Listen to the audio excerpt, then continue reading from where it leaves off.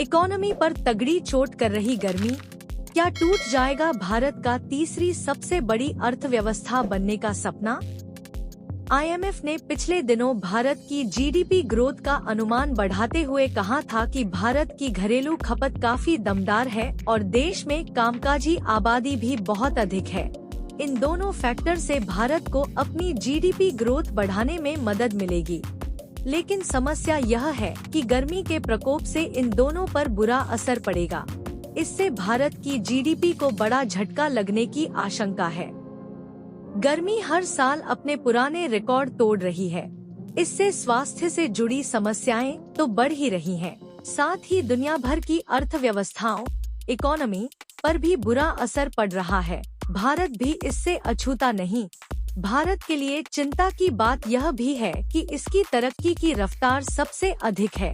यह फिलहाल दुनिया की 5वीं सबसे बड़ी अर्थव्यवस्था है और इसने तीसरी सबसे बड़ी इकोनॉमी बनने का लक्ष्य रखा है। अंतर्राष्ट्रीय मुद्रा कोष (IMF) का भी अनुमान है कि भारत 2027 तक टॉप 3 में शुमार हो सकता है।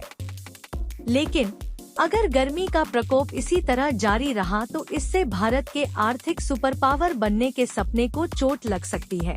आइए जानते हैं कि भीषण गर्मी अर्थव्यवस्था को किस तरह से नुकसान पहुंचाती है। ग्रामीण अर्थव्यवस्था पर पड़ेगा असर।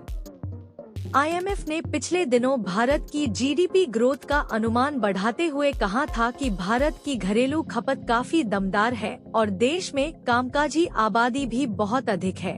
इन दोनों फैक्टर से भारत को अपनी जीडीपी ग्रोथ बढ़ाने में मदद मिलेगी। लेकिन समस्या यह है कि गर्मी के प्रकोप से इन दोनों पर बुरा असर पड़ेगा। इस बार की गर्मियों में हीट वेव की संख्या काफी अधिक है। यह ग्रामीण अर्थव्यवस्था को प्रभावित करेगी, खासकर खेती को। इसका मतलब कि किसानों और खेतीहर मजदूरों की कमाई कम होगी। ऐसे में खपत, कंजम्पशन घटने की आशंका रहेगी। महंगाई बढ़ने का खतरा। गर्मी से कृषि उपज घटने और महंगाई बढ़ने का खतरा भी रहेगा। केरल पहली बार आधिकारिक तौर पर हीटवेव से जूझ रहा है। कृषि विभाग के मुताबिक वहां 46,000 हेक्टेयर से अधिक क्षेत्र में 250 करोड़ रुपए की फसल के नुकसान का अनुमान है। गर्मियों में अमूमन सब्जियों की खेती पर बुरा असर पड़ता है, क्योंकि मिट्टी की नमी कम हो जाती है। उत्पादन कम होने से सब्जियों की सप्लाई प्रभावित होती है और उनके दाम में उछाल आता है।